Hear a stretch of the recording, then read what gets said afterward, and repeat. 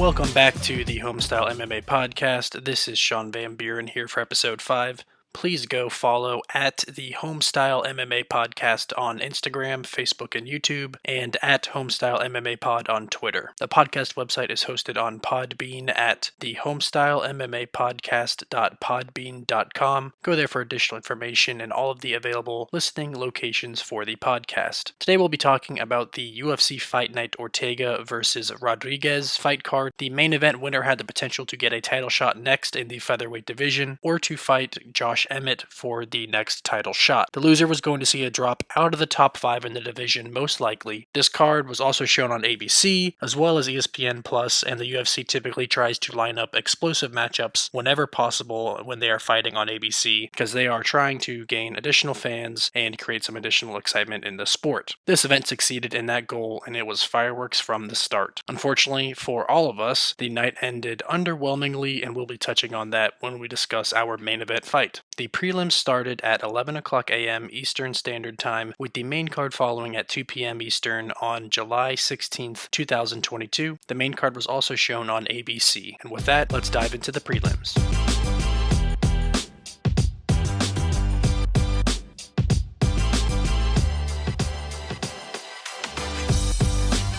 The prelims started off with Jessica Penne versus Emily Ducote. Jessica Penne led the dance in round 1, but Emily did a great job landing clean counter strikes. Jessica tried to work wrestling and clinch, and with her striking early, you could tell that was kind of the game plan. Work those strikes, work on wrestling and clinch to try to keep Emily Ducote, who was making her UFC debut, wondering about what is coming next. But Ducote was very wise to her shots and stopped them very easily. Most of the takedown attempts were coming from a bit too far out, and Emily could easily see them coming. Emily Ducote had effective boxing and landed very clean punches to the body and to the head of Jessica Penne. She also was able to effectively mix in lower leg kicks that really started to bother Jessica Penne, and it became very visible as the fight went on, particularly in round 3. Jessica was doing a poor job of checking the kicks throughout the whole fight, and by the 3rd round, Jessica Penne could barely stand. The counter-punching and leg kicks of Emily Ducote won her the fight and our first bet of the night, as she was clearly the faster fighter in this matchup.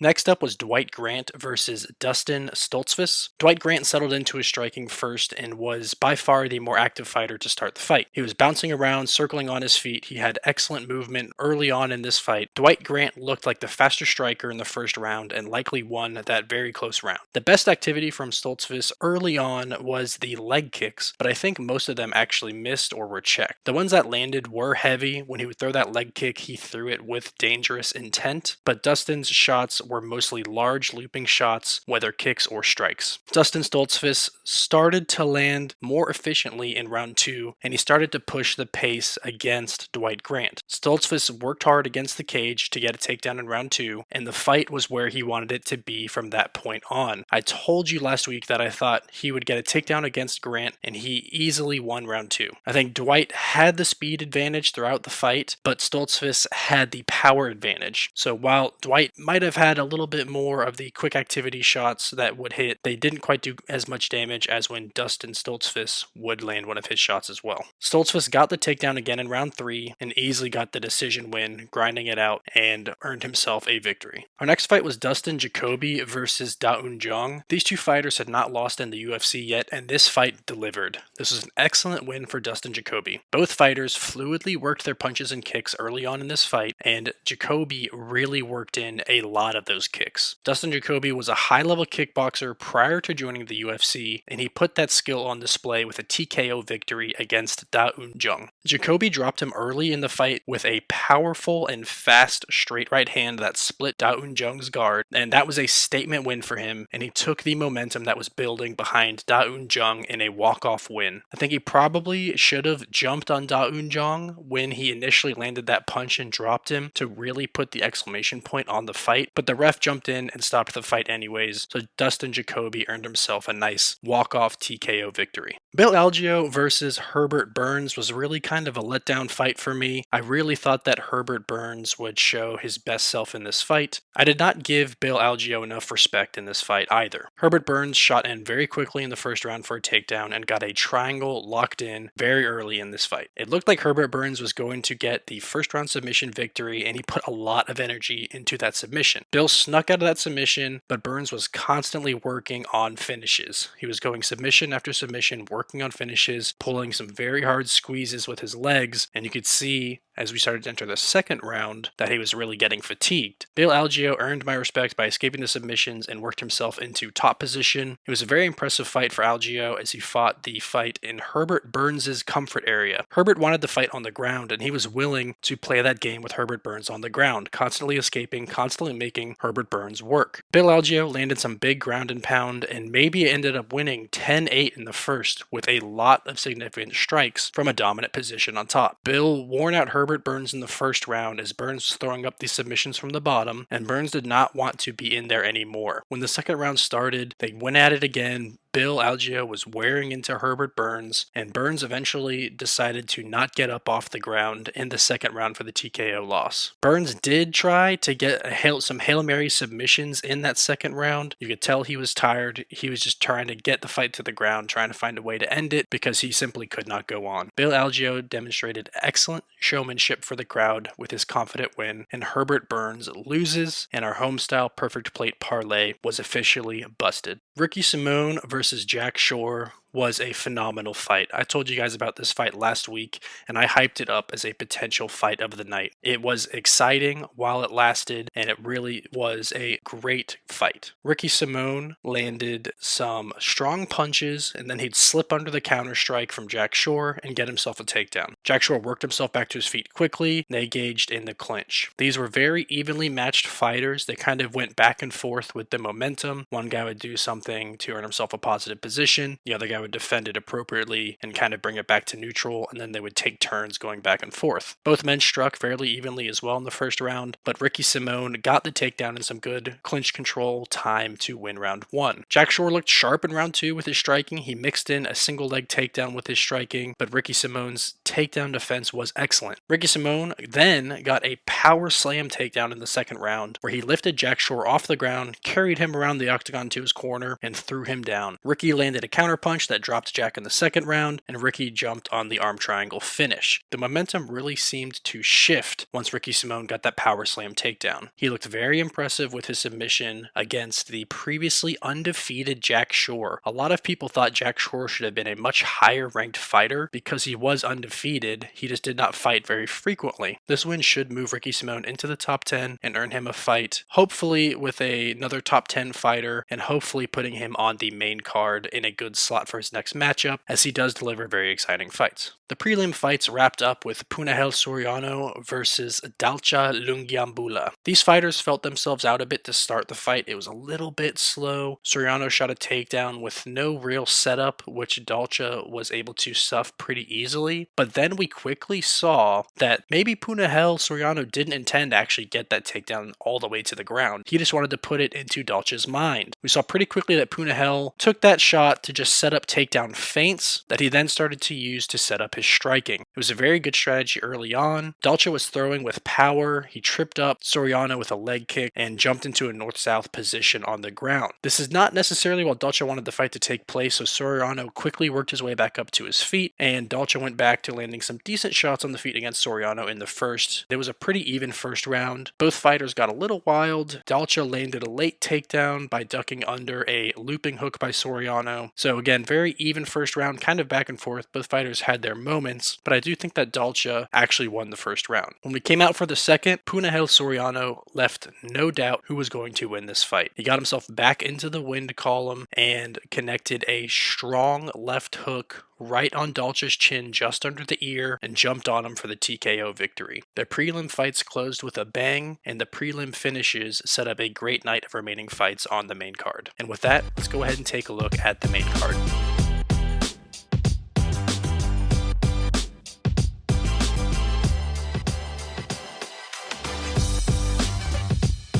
The main card kept the excitement moving forward with this UFC fight night with Lauren Murphy versus Miesha Tate, and this fight really did not go how I expected and how I told you it would go last week. Murphy had the right game plan. By constantly pressuring Miesha Tate, it is much harder for Miesha to get a takedown when she's backing up, and Murphy was so sharp on the feet early with her kickboxing, specifically landing the jab very well. She was striking very efficiently, and she kept Miesha Tate backing up in this fight, so Miesha had a very hard time working towards her game plan of getting the takedown and getting the fight to the mat. Lauren Murphy would also offer up some feint uppercuts to offer something for Miesha to think about if she did go for that takedown. Lauren Murphy threatened takedowns once she got Miesha Tate's timing. She does use wrestling in the past to get some victories, but I thought Miesha Tate would have the wrestling advantage. Lauren ducked under a right hand and shot for a double leg. Both women battled for wrestling control and takedowns throughout this fight, but only Lauren Murphy was able to get and finish the takedowns. Lauren Murphy also had more impactful shots on the feet and got herself an undeniable unanimous decision win, severely setting back Miesha Tate's hopes for a flyweight title shot in the near future. The Homestyle Perfect Plate Parlay had been busted for the second time tonight. Shane Burgos versus Charles Jourdain delivered like we could have only hoped and imagined. I told you guys last week,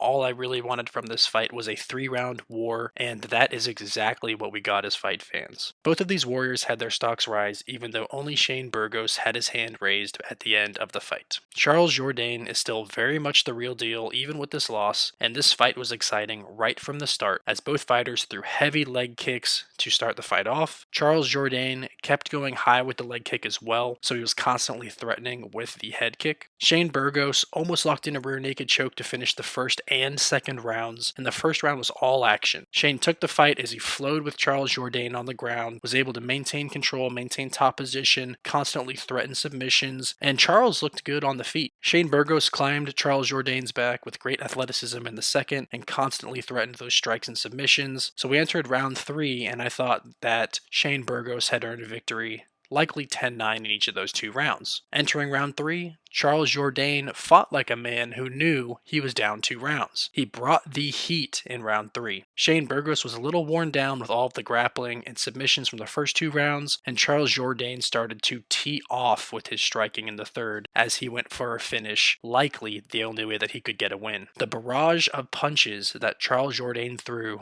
was never ending from the start to the end of the third round. Even with the length disadvantage that Charles Jourdain faced, he was able to stay in striking distance throughout the fight. These fighters put on a show for the fans, and they both looked fast and powerful. The scrambles were always exciting, and this was a fight to go back and watch if you missed it. Both fighters threw a ton of volume with their strikes in this 3-round war, but Shane Burgos got the win at the end of the 3 rounds, with one judge giving a 10-8 to Charles Jourdain in that third round due to his incredible effort. Expect both of these fighters to find their way into the elite ranks of the featherweight division before their careers are over. They put up an absolutely excellent fight for the fans, and Shane Burgos got the win, likely set himself up for a top 10 ranked matchup in his next fight. Matt Schnell versus Sumodarji was a roller coaster to watch. With the conventional Matt Schnell fighting the southpaw Sumodarji, they both threw a lot of leg kicks early on in this fight. Matt Schnell put the pace on Sumodarji and got him going backwards. By getting Sumodarji backwards, he was able to go for a takedown fairly easily and land it. He immediately went to work with his jiu-jitsu. As I told you guys last week, Matt Schnell wanted this fight on the ground to work his strength and Sumodarji's weakness, which was jiu-jitsu. Sumodarji wanted to keep this fight on the feet to work his strength and work maybe a slight weakness of Matt Schnell, which was the striking. It was an absolutely excellent game plan for Matt Schnell. He got the fight where he wanted it to go, and he went to work right away.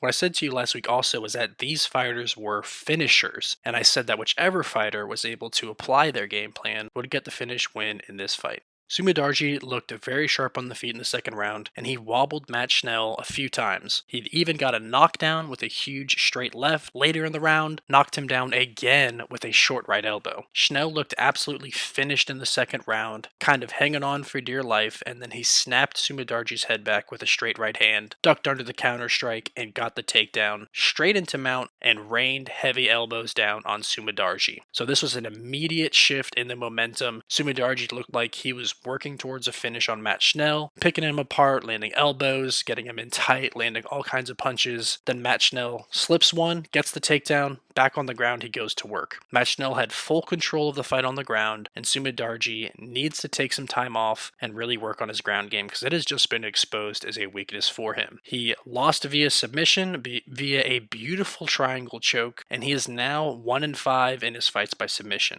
This incredible rebound and finish by Matt Schnell was set up by his ground and pound, and he put Sumidarji in a beautiful triangle choke to get this win. Had you on the edge of your seat as it went back and forth, each fighter right on the edge of finishing the fight, but ultimately Matt Schnell gets his hand raised. Incredible fight. The Leech Li Zhonglang versus Muslim Salikov. This was a pretty interesting fight, very similar to the previous fight. I said Salikov needed to wrestle, and he did get a power slam takedown in the first round, but I thought that he would be wrestling a lot very early on. They were pretty even on the feet early, so I think Salikov was having a pretty good fight, working himself towards a win. I did think that he would go for those multiple takedown attempts in the first round, but he only went for and landed one. It was a power slam, and I thought he got it fairly easily. Salikov seemed to have the path to victory by using his wrestling. He should have utilized the takedown more because Zhang Liang was not biting on his takedown feints. So he was not threatening Li enough for Li to be reacting to potential takedowns coming his way. Salikov was having some success on the feet, and I think he ultimately became content with a striking battle with Zhang Liang. That's a dangerous game to play with a guy who has the Leech's power. The Leech, Zhang Liang, kept his head moving well in the second round. He started working hard shots to the body of Salikov, and that is what ultimately got him this win. You would not know that looking at the finishing sequence, but he started to work the body very well in the second round, really trying to do step jabs, really trying to rip to the body, and we started to just a little bit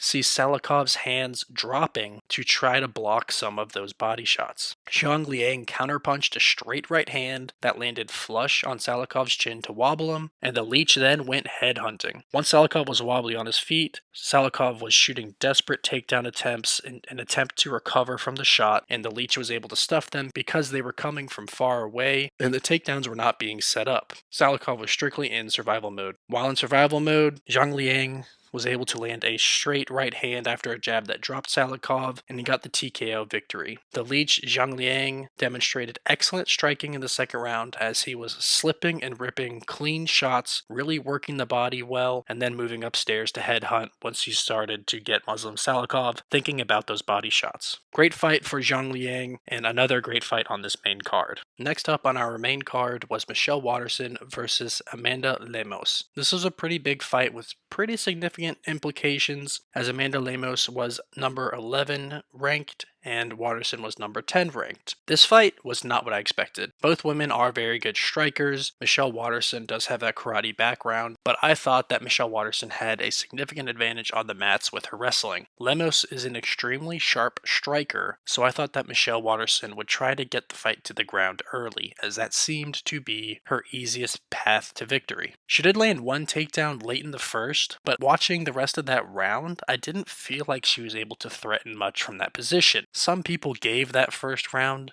to Michelle Waterson because of that takedown. I actually scored it for Amanda Lemos because I thought Amanda scored more on the feet and not much happened during that late round takedown. Lemos definitely had the speed and power advantage on the feet, and she saw all of Waterson's shots coming. She was able to move just out of range and return counterstrikes with the intent to do vicious damage. Amanda was throwing fast and she was throwing hard. Amanda Lemos had Waterson reacting to all of her feints, and towards the end of the first round, it was very close. But like I said, I did give it to Amanda Lemos because while Waterson had a late round takedown, there was really no impact from the takedown on that round. In the second round, Waterson shot for a takedown again, but Amanda Lemos stuffed it as they went to the ground and immediately jumped guillotine. It was a very deep guillotine, and she started to work towards getting on top with the guillotine, and that is when Waterson tapped. Watching this fight real time, I actually didn't notice the tap. We had a bad camera angle as fans, but watching the replay, you could clearly see the tap, and Amanda Lemos won via submission, which was not at all what I would have expected from these two fighters, especially with Michelle Waterson seemingly being better on the ground and Amanda Lemos being better on the feet. I did not expect to see Lemos get a win by guillotine submission. Amanda Lemos has set herself up for a fight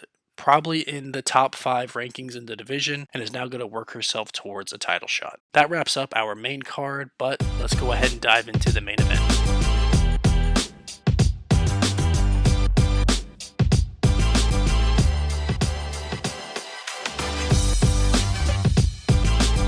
Main event, Brian Ortega versus Yair Rodriguez. Man, guys, this was such a bummer. The fight card had been going so well. There had been so many finishes, and this fight was the biggest letdown of the night. Brian Ortega and Yair Rodriguez came out swinging right away in this one. It looked like we were due for a fantastic banger where the fight would not go the distance. It was actually pretty evenly matched fight on the feet. I thought that Yair Rodriguez would have a pretty substantial advantage on the feet. We weren't quite sure how much Brian Ortega had developed that striking, but we also knew that Brian Ortega would clearly have the advantage on the ground. Ortega did work for a takedown in this fight, but Yair had pretty good takedown defense. The problem was the takedown defense just got him into getting controlled on the cage. Brian got him pressed up against the cage and was in complete control against Yair Rodriguez. He was able to land more significant shots while in the clinch, and Brian Ortega seemed to be in control of this fight. Later in that round, Ortega got another takedown, and the fight just absolutely fell apart. Brian Ortega's shoulder dislocated while he was pulling his arm out of an armbar attempt by Yair Rodriguez, which was very unexpected as Rodriguez is a striker, and we really didn't expect him to want to try to do jiu-jitsu with Brian Ortega, who's one of the better jiu-jitsu specialists in that division. But while pulling his shoulder out, Brian Ortega dislocated his arm, and the fight was over. Incredibly underwhelming ending to a fight card that had been going so well. There had been so many finishes, so many comeback fights, so many excellent fights to remember, and then we had this fight, which was one to forget. Congrats on the win to Yair Rodriguez. I do think that a win against Brian Ortega is great, but he did it in an unfortunately underwhelming fashion, and I'm not sure that the ending will be enough for the UFC to put him into a title fight, which is really what he wanted to have happen. After reviewing this fight card, let's go ahead and take a look at how our bets did.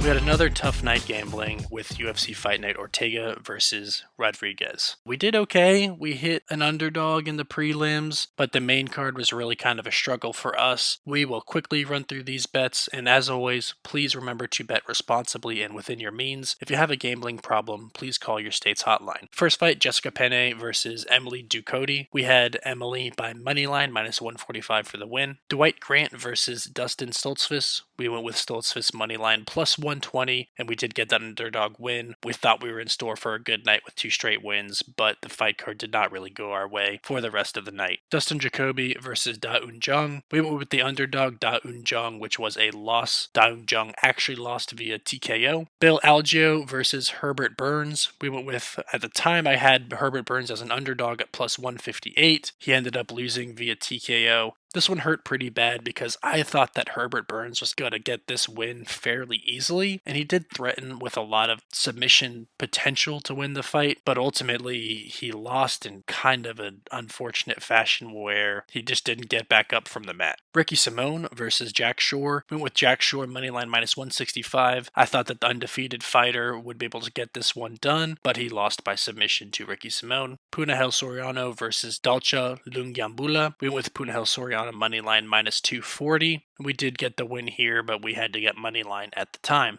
That set us up into our main card bets. We had Lauren Murphy versus Miesha Tate. We went with Miesha Tate minus 210. This was a loss via decision. Very impressive win for Lauren Murphy as a pretty large underdog. She beat Miesha Tate in the wrestling, which is where I thought Miesha Tate would have a significant advantage. So excellent win for Lauren Murphy. Shane Burgos versus Charles Jourdain. This was by far the fight of the night. We went with Shane Burgos moneyline minus 165 for the win. Matt Schnell versus Sumadarji. This was a back and forth fight where we had no idea who was going to win, but we knew that there would certainly be a finish. We got the loss as we took Sumadarji moneyline minus 275, but I did tell you if you had the opportunity, grab this fight to not go the distance, so hopefully you did, and you were able to get some money on this one. Li Jiang Lang the Leech versus Muslim Salikov. We lost via TKO because we took Muslim Salikov moneyline minus 175. This bet was looking good by the end of the first round, but unfortunately it fell apart. Michelle Watterson versus Amanda Lemos. We got the win with Amanda Lemos moneyline minus 350, so not a whole lot of profit there at minus 350. And then we ended our night with Brian Ortega versus Yair Rodriguez. We had Brian Ortega minus 165, which was a loss via that very strange shoulder dislocation while escaping an armbar that really wasn't fully set. So very strange ending to the night, but ultimately it left us with a bad night of betting. Those will happen from time to time. We'll look to rebound next week. But after this fight night, we were down 3.79 units.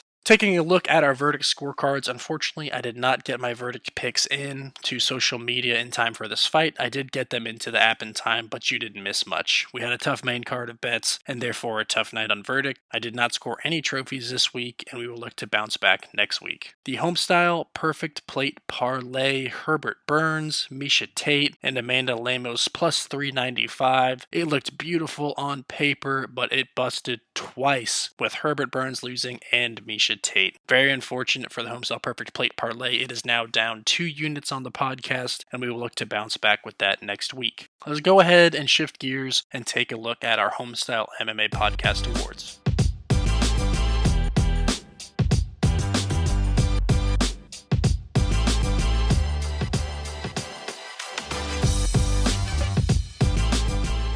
For the Homestyle MMA Podcast Awards this week, we don't have a Smooth Buttery Biscuits Early Prelim Performance of the Night award because there were no early prelims. So let's dive into the Mac and Cheese Prelims Performance of the Night. We are giving that to Ricky Simone with his impressive fight against the previously undefeated Jack Shore. He had a great fight in the prelims, and honestly, picking the prelims award was much harder than picking the main event award because there were so many fantastic finishes, but I felt like he was never in danger during his fight compared to some of the other fighters, and he had an excellent win via submission. For the Chicken and Dumplings main card performance of the night, we are going with Amanda Lemos. While this was also a tough pick, I felt that she had the most dominant main card fight. She was never really threatened to lose via finish versus some of these other fighters where that might have had a very impressive fight. By the end of the fight with getting the finish, they were at risk many times during their battles. So we went with Amanda Lemos. Let's wrap up this podcast and provide our final thoughts.